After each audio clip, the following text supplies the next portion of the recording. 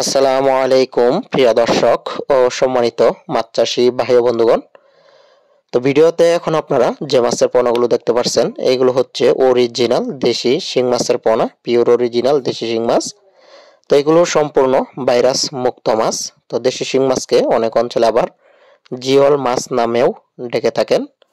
তো দেশি শিং মাছ আমাদের দেশে যে সকল ক্যাটফিশ জাতীয় মাছ চাষ করা হয় তার মধ্যে অন্যতম একটি মাছ। অধিক ঘনত্বেও কিন্তু এই মাছ পুকুরে বা যে কোনো জলাশয়ে চাষ করা যায়।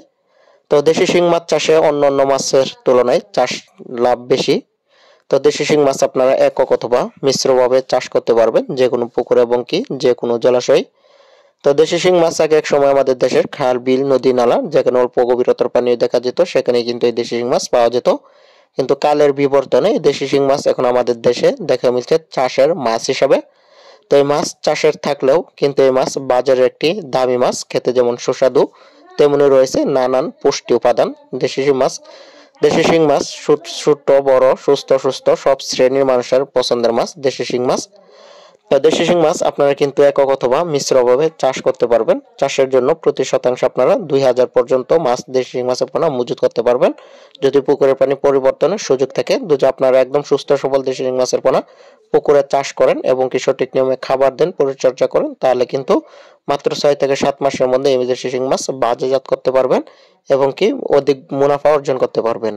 তো দেশি শিং মাছ চাষের দ্বিগুণ লাভ। আমাদের দেশে যে সকল ক্যাটফিশ মাছ চাষ করা হয়, তো দেশি শিং মাছকে খাবার দিতে হবে 2 বেলা, সকালবেলা এবং কি সন্ধ্যার সময় খাবার দিতে হবে। দেশি শিং মাছ যে কোনো কোম্পানির খাবার আপনারা এই দেশি শিং মাছকে দিতে পারবেন।